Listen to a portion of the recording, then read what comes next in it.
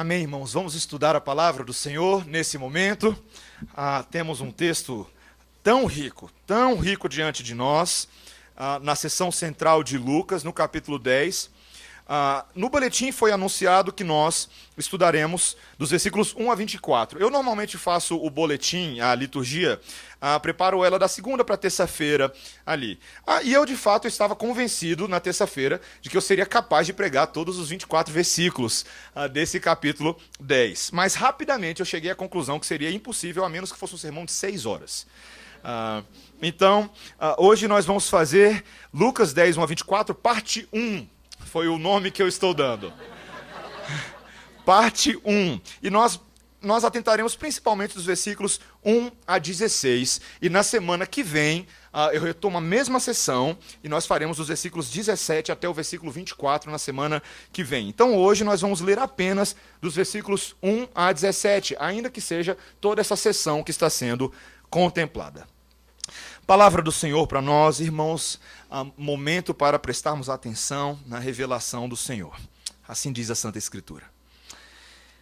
Depois disso, o Senhor designou outros 70 e os enviou de 2 em 2, para que o precedessem em cada cidade e lugar aonde ele estava para ir.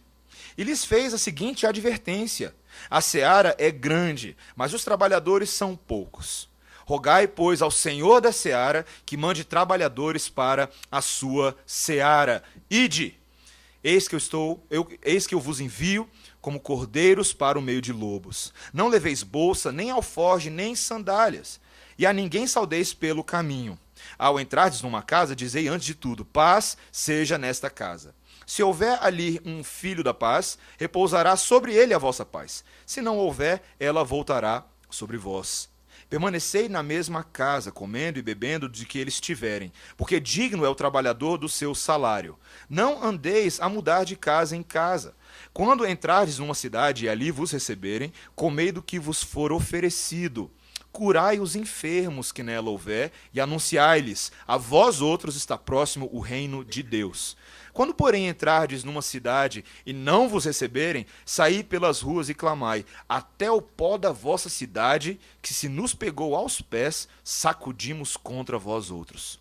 Não obstante, sabei que está próximo o reino de Deus.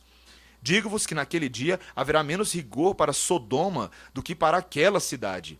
Ai de ti, Corazim! Ai de ti, Betsaida! Porque se em Tiro e Sidom se tivessem operados os milagres que em vós se fizeram, há muito que elas se teriam arrependido, assentadas em panos de saco e cinza. Contudo, no juízo haverá menos rigor para Tiro e Sidom do que para vós outras. Tu, Cafarnaum, elevar-te-ás porventura até o céu, descerás até o inferno. Quem vos der ouvidos, ouve-me a mim. E quem vos rejeitar a mim, me rejeita. Quem, porém, me rejeitar, rejeita aquele que me enviou. Essa é a palavra do Senhor. Vamos orar? Senhor, obrigado pelo tempo juntos e pelo privilégio de estudarmos o Teu santo texto, inspirado pelo Espírito Santo, infalível, inerrante, suficiente, eficiente e bom para as nossas vidas, sob o qual nós nos colocamos agora, porque a autoridade Tua sobre nós.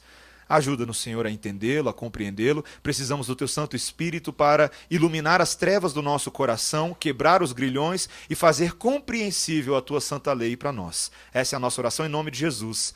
Amém. Quando eu tinha mais ou menos 12, 13 anos, eu costumava participar de acampamentos na minha ex-igreja. E haviam acampamentos cujo objetivo era despertar nas crianças um senso de vocação missionária.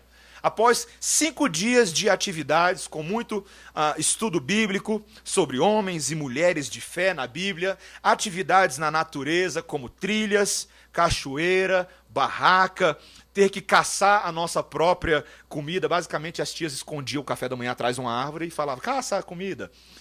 Depois de fazer esse tipo de coisa, na última noite havia uma espécie de apelo missionário. E éramos perguntados: quem deseja se consagrar como um missionário para alcançar as nações para Jesus? E era tiro e queda, né, queridos? As crianças... Zau! Todo mundo queria ser um missionário para Jesus. Não tinha como errar. As mãozinhas afoitas estavam lá, sinalizando.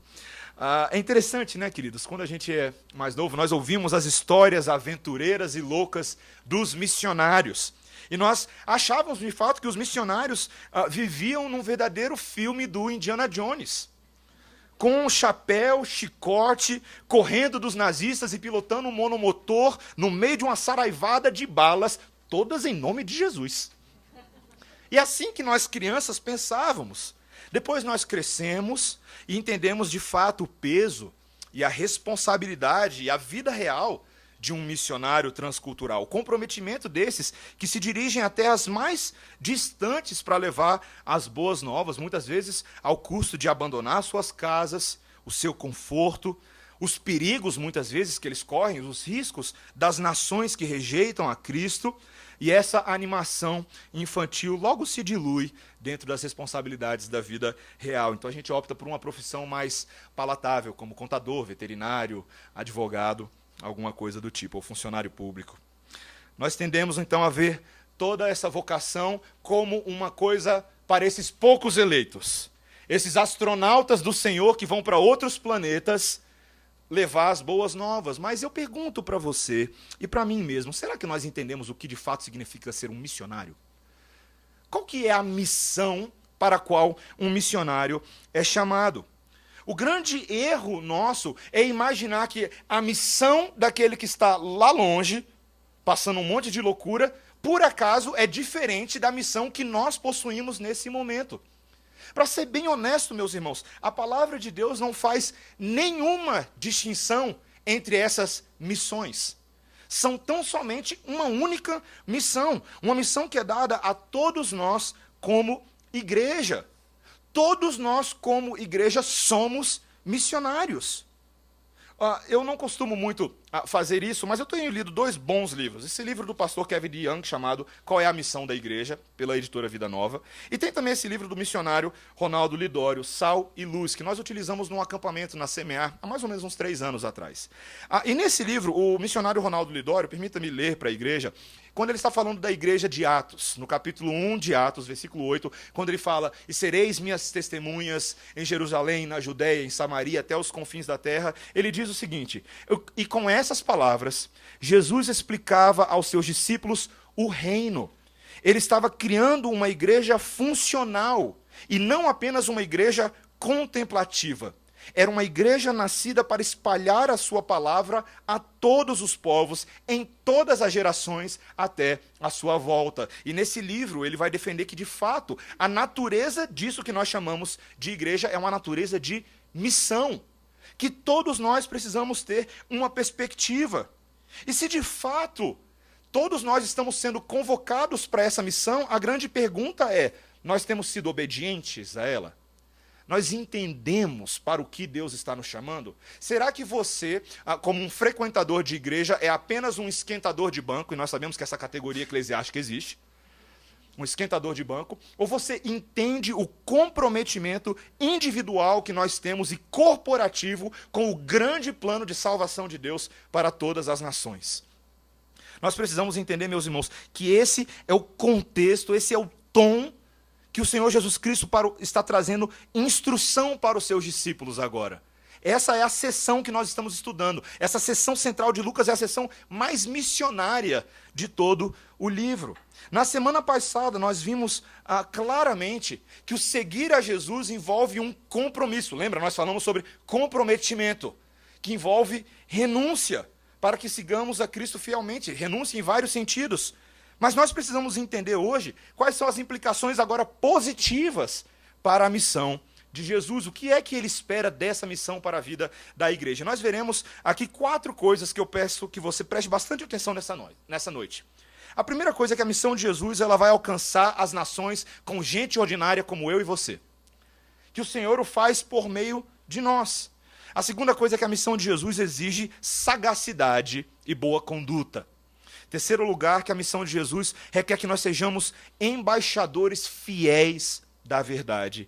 E em último lugar, que a missão de Jesus carece de mais trabalhadores na seara. Veja que o versículo 1 diz, Veja comigo. Depois disso, o Senhor designou outros 70 e os enviou de 2 em 2 para que o precedessem em cada cidade e lugar aonde ele estava para ir. É interessante que o evangelho de Lucas, de todos os 4 evangelhos sinóticos, Mateus, Marcos, Lucas, João, é o único evangelho que registra que, além dos 12, Jesus enviou outro grupo de discípulos para o trabalho missionário. Um grupo de 70. E a nossa pergunta é, por que Jesus enviou 70? Por que ele não enviou 80? Por que ele não enviou 60? Ele não podia ter enviado só 30? E não 200? Por que 70? Bom, o texto não dá nenhuma explicação para a gente por quê. Porque ele quis. Mas, curiosamente, o número 70 é um número de imenso valor simbólico no Antigo Testamento. Muito grande. E tem tudo a ver com o que Jesus está fazendo aqui. O número 70 ele aparece a primeira vez em Gênesis 10, quando nós vemos a genealogia das famílias que procedem da família de Noé, através dos seus filhos, Sem, Cã e Jafé. Através deles, Deus fez um projeto de repovoamento da criação. Você lembra? Que a família de Noé foi selecionada para ser a família por meio de quem agora Deus iria repovoar a terra com uma semente santa. E por meio dos seus filhos, Noé dá origem a várias linhagens. Você pode ver lá depois em Gênesis 10 que vários dos povos e das nações do mundo tiveram origem naquela família.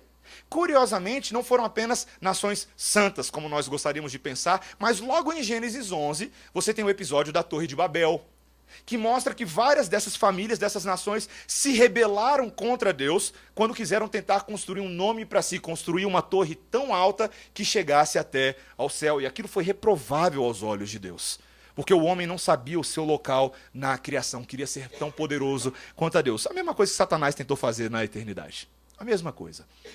E nesse momento, essas nações, que deveriam ser nações santas, se tornaram aos olhos de Deus, de fato, nações gentílicas, nações estranhas a Deus, nações forasteiras. Essa é a primeira dica. A segunda dica do número 70 é que Moisés, muitos anos depois, com o povo de Israel, ele foi o mediador da aliança do Senhor, o mediador por meio de quem Deus libertou o povo do Egito. E depois que Deus liberta esse povo e leva esse povo agora para o deserto, e Moisés agora tem uma responsabilidade muito grande de administrar a vida desse povão de Deus. Quantos anciões ele escolhe para ajudá-lo? 70. 70 anciões. 70 homens que serão responsáveis agora por gerir essa grande nação de Israel. A nação que Deus selecionou para cuidar, que era feita de israelitas de berço, mas também de alguns gentios. Agora volta para Lucas 10. O Senhor Jesus Cristo está escolhendo 70 discípulos para fazer o quê? Queridos, para fazer exatamente aquilo que o Lucas, o autor inspirado por Deus, vem falando para a gente há 10 capítulos. Discípulos para levar as boas novas e serem agora os cuidadores das nações. Lembre-se que o livro de Lucas tem o tema do evangelho aos gentios. Esse é um dos grandes temas de Lucas. As boas novas estão sendo pregadas aos estranhos, aos perdidos, aos abandonados à miséria do seu pecado. E veja que interessante, meus irmãos, que o Senhor Jesus Cristo agora escolhe 70 discípulos, 70 homens para dar vazão à sua obra, para preparar as cidades para a sua visita posterior. Isso é muito interessante nós observarmos. Em teologia bíblica isso aparece o tempo inteiro, essas associações.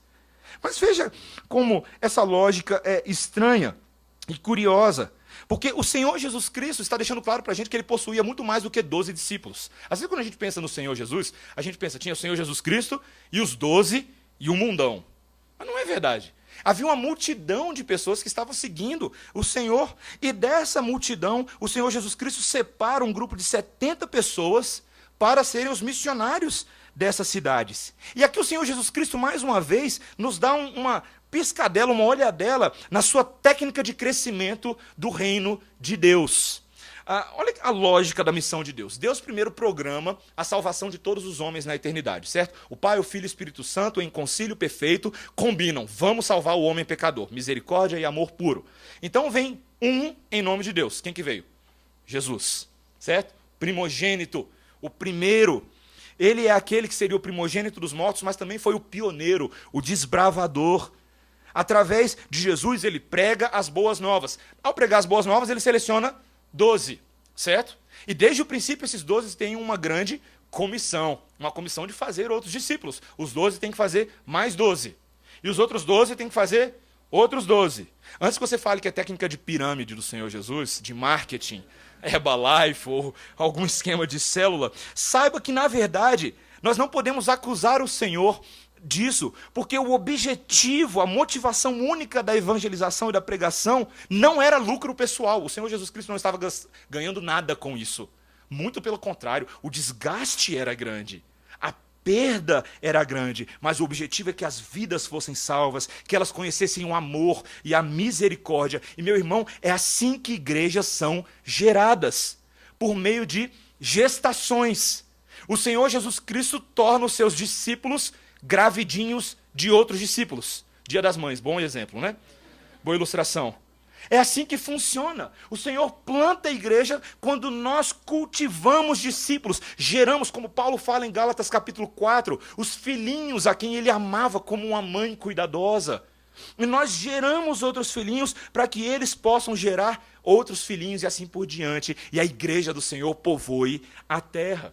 Eu fico pensando muito na história da própria Igreja Presbiteriana Redenção. Nós estamos aqui hoje porque um dia Deus colocou no coração da Igreja Presbiteriana semear de que era hora de plantar uma igreja. E a Igreja Presbiteriana Semear ficou grávida da redenção por meio de um pastor que eles trouxeram lá de fora, né? Moreninho, que está pregando para vocês agora.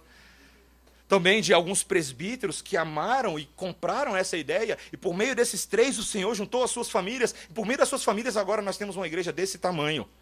Um crescimento relativamente rápido, em pouco tempo. Mas como é que foi que a Semear surgiu? Quando a Igreja Presbiteriana de Brasília foi também gestora da Semear. E como que a Igreja Presbiteriana de Brasília surgiu? Quando a Igreja Presbiteriana Nacional foi gestora da de Brasília. E se você for caçando para trás, essa é a história de uma série de gestações de igreja, e Deus vai povoando a cidade de Brasília.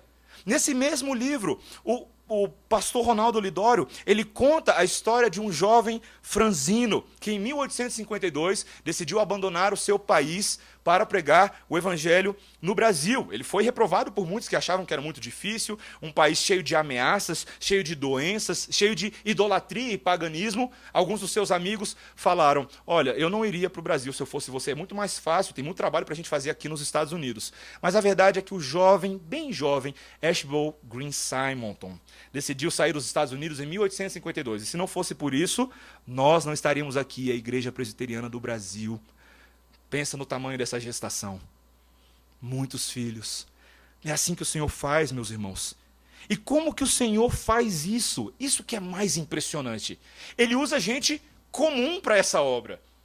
Veja, todas as pessoas que o Senhor escolhe para ser os seus discípulos, eles não eram únicos e singulares pelas suas qualificações maravilhosas. Muito pelo contrário. Olha a raça que o Senhor Jesus Cristo decidiu escolher para ser os seus 12.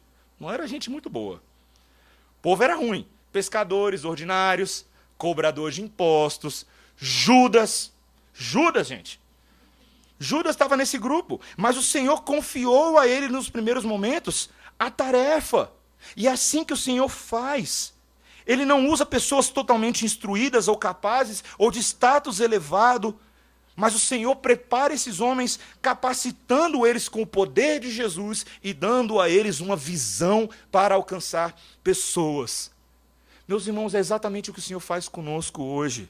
É importante que nós dediquemos as nossas habilidades ao reino de Deus. Sim, claro, nós devemos ser habilidosos e excelentes. Mas saiba de uma coisa, eu e você só podemos fazer outros discípulos porque o poder de Jesus está conosco.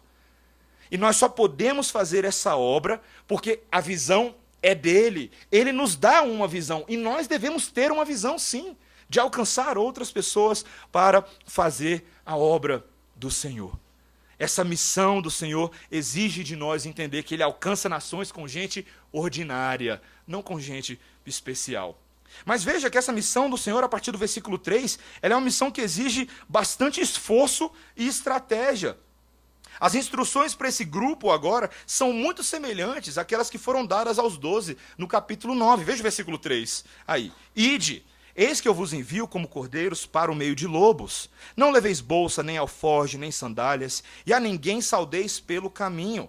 Ao entrardes numa casa, dizei antes de tudo, paz seja nessa casa. Se houver ali um filho da paz, repousará sobre ele a vossa paz. Se não houver, ela voltará sobre vós. Permanecei na mesma casa, comendo e bebendo do que eles tiverem, porque digno é o trabalhador do seu salário. Não andeis a mudar de casa em casa. Quando entrardes numa cidade e ali vos receberem, comei do que vos for oferecido, curai os enfermos que nela houver, e anunciai-lhes, a vós outros está próximo o reino de Deus. Havia toda uma estratégia, a forma como aquilo deveria acontecer. Sabe, às vezes a gente pensa em missão, isso acontece comigo, com você, com frequência, ok? Chamado missionário, Deus me chamou para missões, eu já vi isso acontecendo, tá? Eu vou para as missões, você acha que é assim, você vai pela fé, rompendo em fé, aí você vai. E as pessoas já acham que missão é isso, é uma grande fé abstrata, sem organização, sem finanças, sem contabilidade. Não era o método do Senhor Jesus, ele era um estrategista. Em primeiro lugar, porque ele sabia que o Senhor Jesus Cristo estava enviando a cidades onde eles seriam como cordeiros no meio de lobos. É o que ele está falando aqui com todas as letras. Sabe, meus irmãos, eles estariam no meio de uma horda de lobos vorazes, que tantas vezes iriam tentar frustrar a sua tarefa. E por isso eles precisavam ser sagazes. Espertos, é engraçado, né? A gente não fala muito sobre esperteza entre o povo de Deus, porque a gente acha que esperteza é uma coisa maliciosa. Mas não é verdade. Devemos ser, sim, astutos. O livro de Provérbios fala bastante sobre isso. Nós devemos entender que nós, para fazermos a missão, não podemos ser bobos, tolos, inocentes, achando que fé é um crer em algo abstrato. Não, o Senhor nos falou que o caminho seria difícil, estreito, que haveriam perseguições, que os discípulos seriam levados à presença dos governadores, dos prefeitos, seriam perseguidos por causa da sua fé. E, portanto, toda a estratégia devia ser alinhada para escapar assim que fosse necessário. Veja, eles deviam viajar leve, não deviam levar muita coisa pelo caminho. Sabe que nem... Vou falar mal da minha esposa, mas é com todo carinho. A mala que ela prepara para o acampamento dos jovens. Eu falo, meu amor, não precisa de tudo isso, só são 4 dias.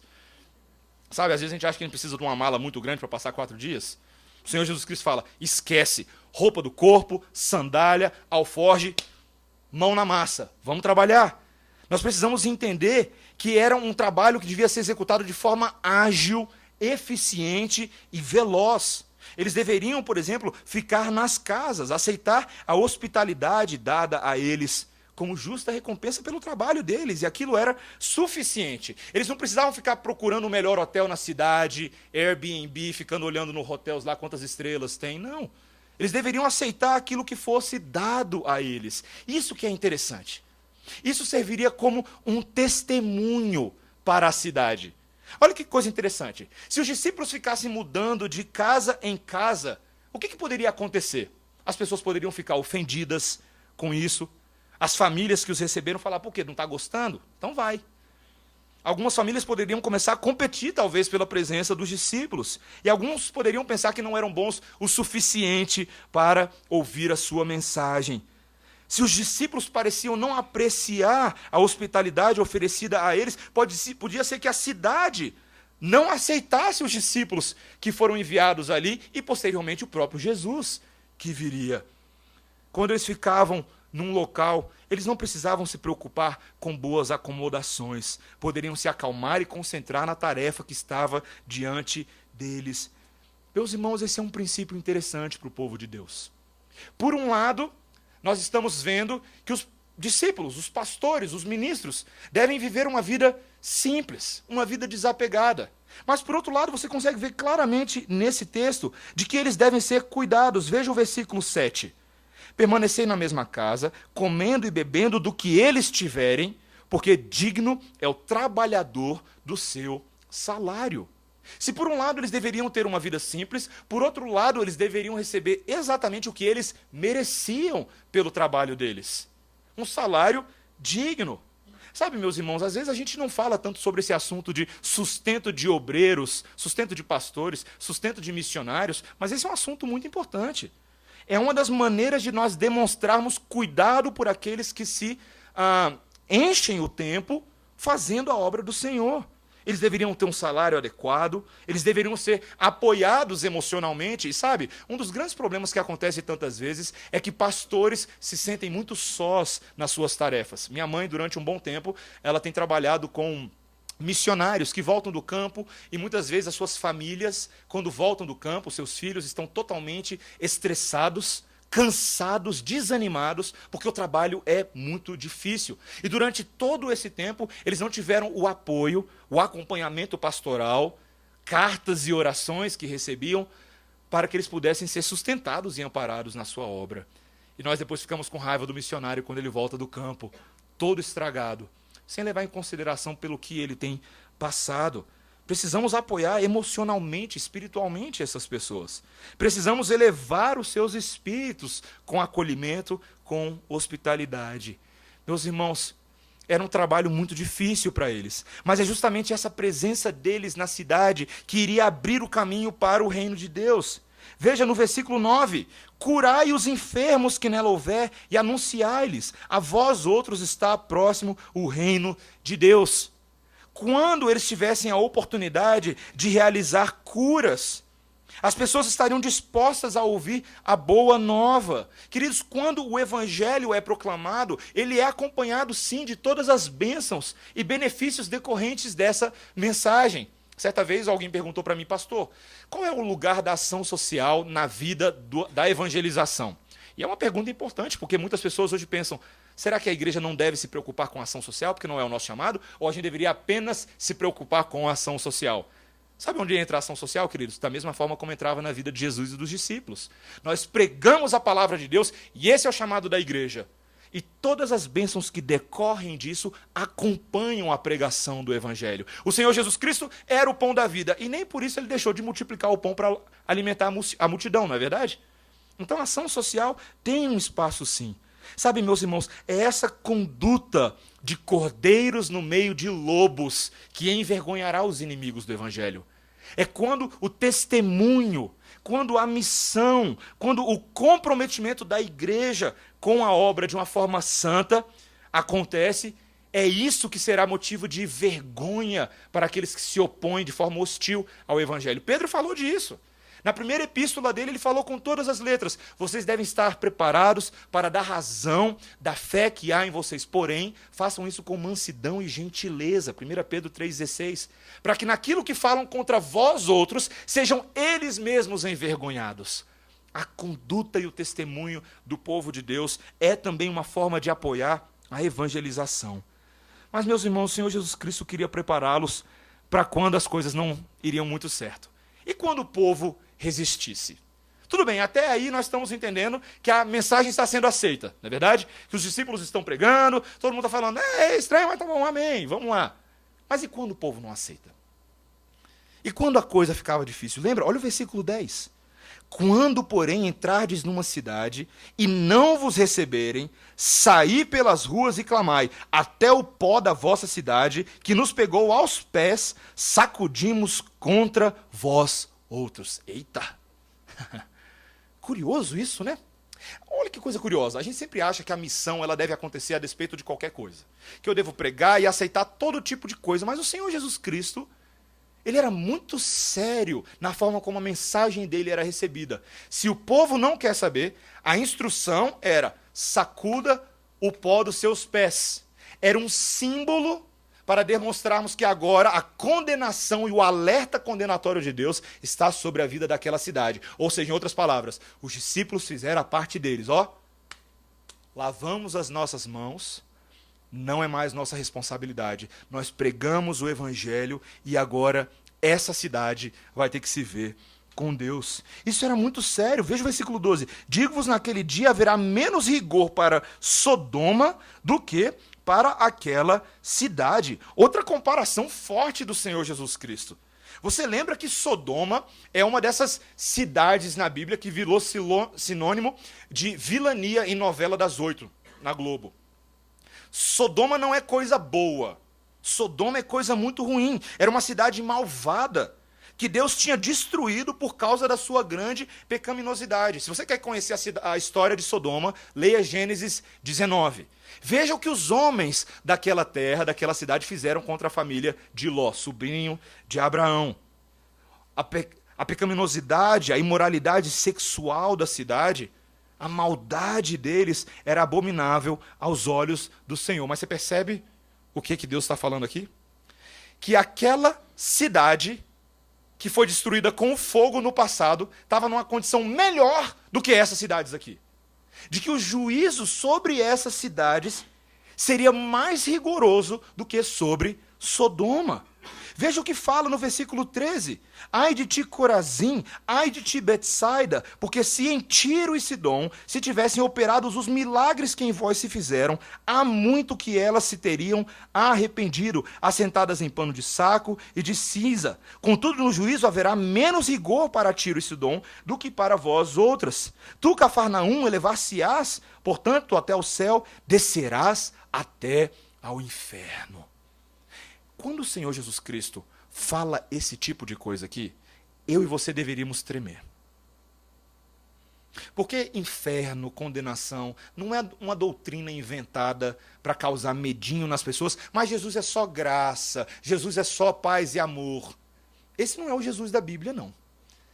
Jesus está falando sobre condenação. E a ironia aqui, eu quero que você note a ironia, é que a condenação não é para cidades que eram gentílicas, mas para cidades que eram judaicas.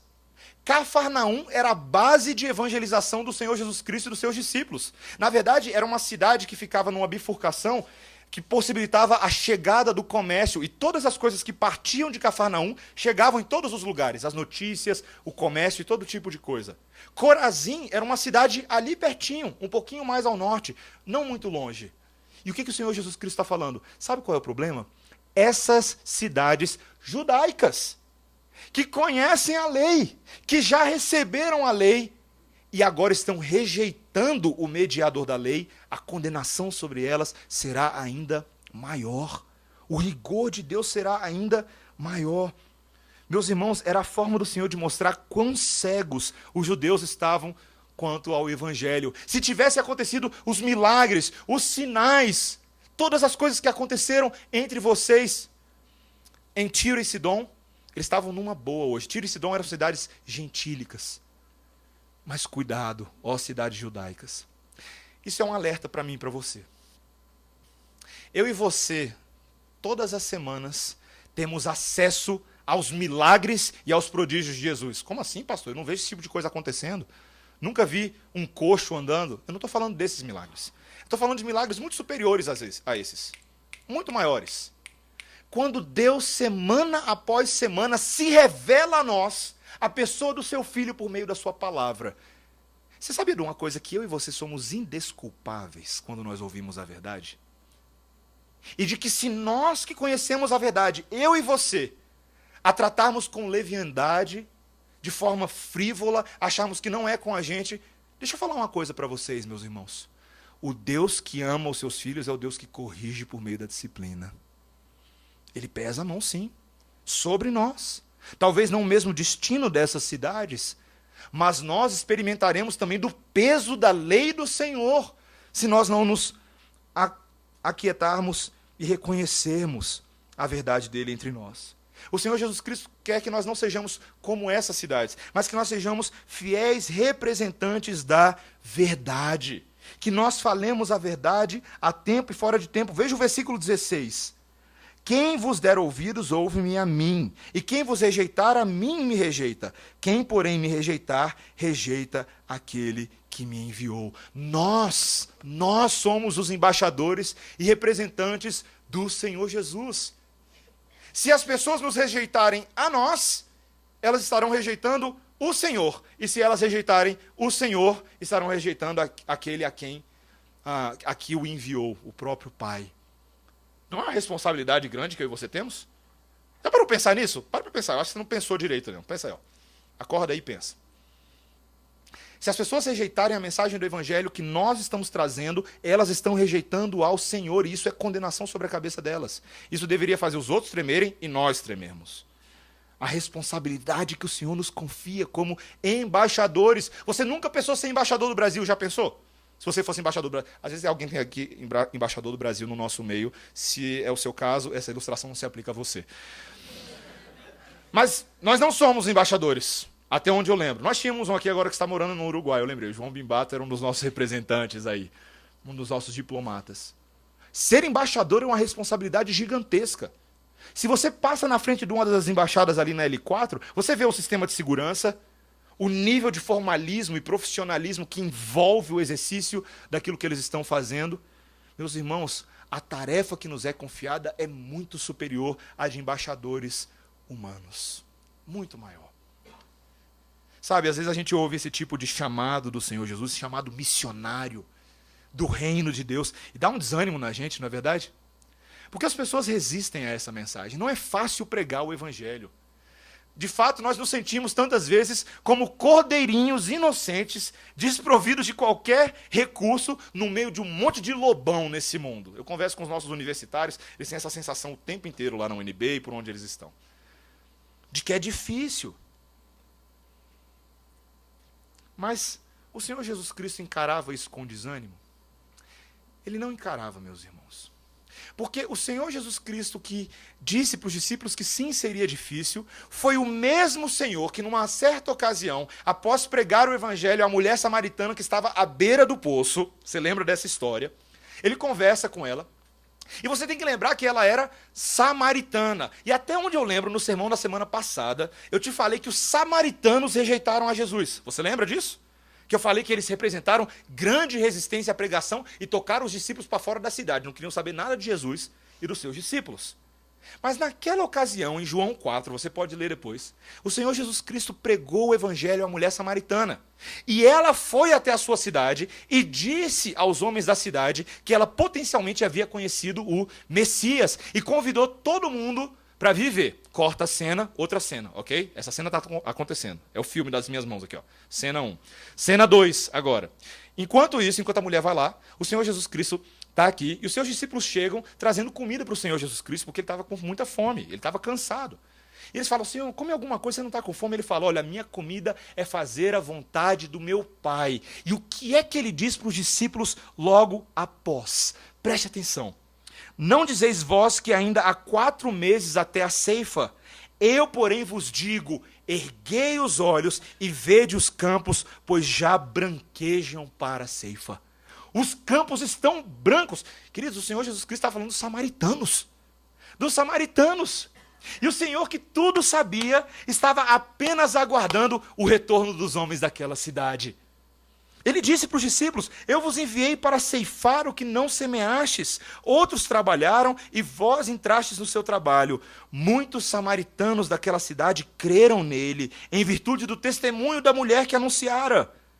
Ele me disse tudo quanto tenho feito. Vindo, pois, os samaritanos ter com Jesus, pediu-lhe que permanecessem com eles, e ficou ali 2 dias. Muitos outros creram nele por causa da sua palavra. Os mesmos samaritanos que haviam rejeitado antes, são os samaritanos que também receberam a palavra da verdade. Queridos, os olhos do Senhor Jesus Cristo, que não veem como o homem vê, porque o homem vê o exterior de uma pessoa, mas o Senhor vê o coração, os olhos dele viram os campos brancos, brancos, cheio de eleitos do Senhor espalhados por aí, e o chamado para os discípulos é, vai pegar, vai pegar. Você já jogou bolinha pro cachorro? E o cachorro vai, já viu? Esse é o Senhor Jesus Cristo com os discípulos, vai pegar. O osso é seu, traz para mim. Prega o evangelho. Os meus eleitos, os meus escolhidos estão espalhados por aí. E a responsabilidade é sua de ver como eu vejo, não como você vê. Meus irmãos, como eu e você precisamos dos olhos do Senhor Jesus. Eu e você precisamos desesperadamente dos olhos do Senhor. Nós precisamos dos olhos da fé. O que é a fé, de acordo com o autor de Hebreus? Fé é a certeza de coisas que se esperam, a convicção de fatos que se não veem. Pela fé nós cremos que o mundo foi feito a partir do nada, não a partir de evolução, de Big Bang, não. Pela fé nós cremos que o Deus, criador dos céus e da terra, fez esse mundão onde eu e você moramos. Pela fé, eu e você somos capazes de sair da nossa terra e pregar o evangelho em Judeia, Samaria, os confins da terra, porque o Senhor tem eleitos dele espalhados em todos os lugares. E eu e você precisamos urgentemente de uma dose dessa fé, para que entendamos que nós somos uma igreja missionária. Esse texto se encerra, meus irmãos, no versículo 2, na ordem inversa. Olha o versículo 2. O Senhor fez a seguinte advertência: a seara é grande, mas os trabalhadores são poucos. Rogai, pois, ao Senhor da seara que mande trabalhadores para a sua seara. Meus irmãos, o serviço cristão não tem desemprego. A seara é grande e só está faltando cearenses. Não tem. Curiosamente, nesse primeiro momento, a seara era o tamanho dessas cidades. Mas quão grande é a seara? A seara é tão grande quanto o tamanho do próprio mundo. E nós precisamos entender, meus irmãos, que o Senhor Jesus Cristo incentivou os discípulos, não apenas a fazer o trabalho, mas a também orar por trabalhadores. Nesse momento eram só 70, mas precisava de muito mais, porque a seara era muito maior. Parte do trabalho de cada missionário é orar por novos trabalhadores e ajudar os recém-chegados a realizar as suas tarefas. Sabe, meus irmãos, nós oramos muito pouco por novos trabalhadores. Nós oramos muito pouco. Os crentes nem sempre entendem que eles não podem trabalhar sozinhos. E a gente acha muitas vezes que a gente é super-homem, né? A gente vai lá sozinho e desbrava, mas não é assim que funciona. Deus quer que nós oremos, recrutemos, equipemos outros para se juntar a nós, para explorar oportunidades para servir o Senhor Jesus. Sabe, algumas pessoas, assim que entendem o Evangelho, querem ir logo converter o povão aí fora. Imediatamente. Só que a abordagem do Senhor Jesus Cristo é diferente. Comece por mobilizar as pessoas a orar. Orar. Ore ao Senhor da seara que envie trabalhadores para trabalhar na seara. Eu diria, meus irmãos, sem medo.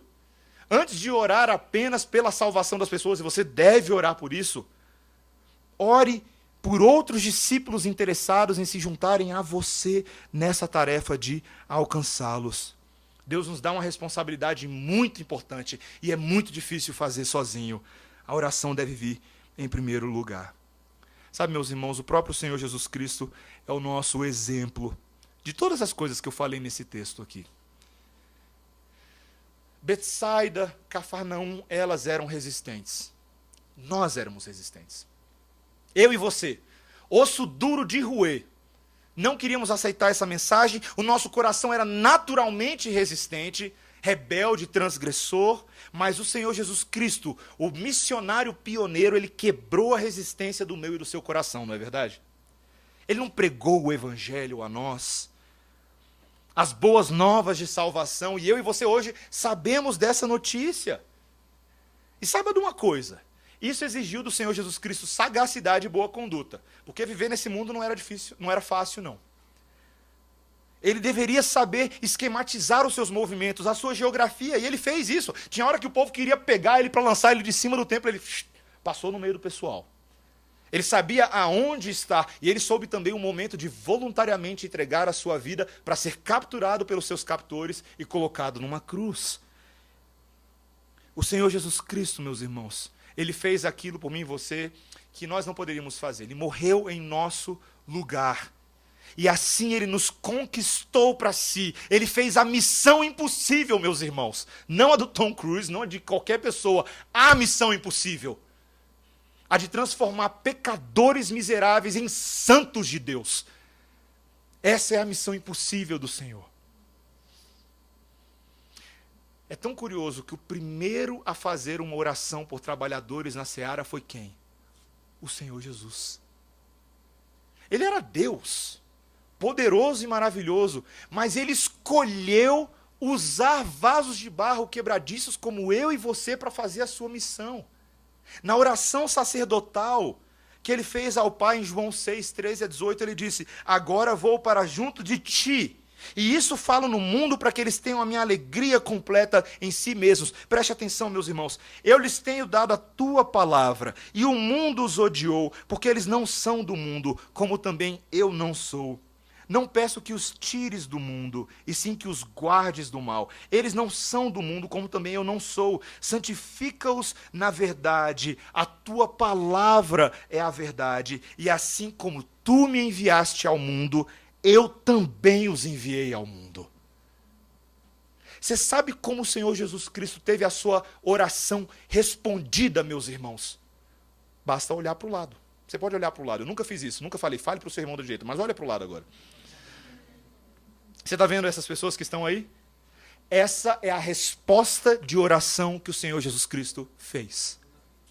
Deus enviou trabalhadores para a seara, e essa sala aqui está cheia deles. Tem muito mais do que 70 aqui. E teremos muito mais do que outros 70. Porque o Deus que salvou a igreja é o Deus que levanta trabalhadores, meus irmãos. E nós estamos aqui, agora, nesse momento. Todos nós, neste exato momento, evangelistas e missionários. Mesmo sem o título de pastor, mesmo sem o título de diácono ou presbítero, você, no Senhor Jesus Cristo, agora, é um missionário. Saiba disso. Saiba disso. Não apenas saiba, mas deixa eu te falar uma coisa, meus irmãos. Alegre-se nisso. Ame isso. Eu falo para todo mundo que eu tenho o melhor emprego do mundo. E eu tenho, e não é porque não tem problemas. Tem muito problema. Mas, meus irmãos, eu preciso dizer isso com todas as letras. Eu amo o fato de que todo o meu trabalho, todo dia da semana, segunda, sexta, sábado, domingo, é o trabalho de fazer conhecido o nome de Jesus. Pode me dar qualquer emprego, meus irmãos. Não quero. Esse é o melhor de todos. Alguns são chamados para fazer isso de forma ordenada. A maioria das pessoas tem a própria ordenação de Jesus Cristo todos os dias para fazer. Eu e você. Eu e você. Você ama essa missão? Eu te pergunto com todas as letras, você ama essa missão? A missão mais gloriosa de todos, das pessoas olharem para você e verem o nosso Senhor e nosso Redentor e nosso Messias. Talvez alguns de vocês que não são crentes não saibam exatamente o que é essa missão, a alegria. E é possível que alguns de vocês que são crentes nunca entenderam a alegria disso. E minha oração, meus irmãos, como pastor dessa igreja, junto com o conselho dessa igreja, é que todos nós nos vejamos como servos do Senhor. Não foi apenas o conselho, ou os diáconos, ou o pessoal da música, ou o pessoal do berçário, ou o pessoal que está ali fora, que foi chamado para servir ao Senhor. Todos nós somos servos, como o grande servo é servo. E nós devemos servir. E que Ele faça isso em nós, meus irmãos. Hoje, nesse dia, o Senhor Jesus Cristo está alcançando as nações com gente ordinária como eu e você, para a glória do nome dEle. Vamos orar, irmãos. Senhor, nós amamos o Senhor porque o Senhor nos amou primeiro. Tudo o que nós temos e podemos dedicar ao Senhor é porque o Senhor se santificou e se dedicou em primeiro lugar a nós. A história do Evangelho contada nas páginas das Escrituras é a história do Deus dedicado ao homem por amor e misericórdia. E, Senhor, queremos te pedir que a chama missionária da Tua palavra nos faça pegar fogo nessa noite, Senhor. Nós precisamos do Teu impulso, do Teu empurrão. Precisamos de motivação, não de motivação meramente humana, de autoajuda ou de técnicas de manipulação para que sejamos convencidos de ideias interessantes. Não, nós precisamos de uma manipulação celestial, Senhor. Precisamos ser convencidos pela Tua palavra e pelo Senhor. E pedimos que nessa noite o Teu Espírito Santo faça essa obra em nós.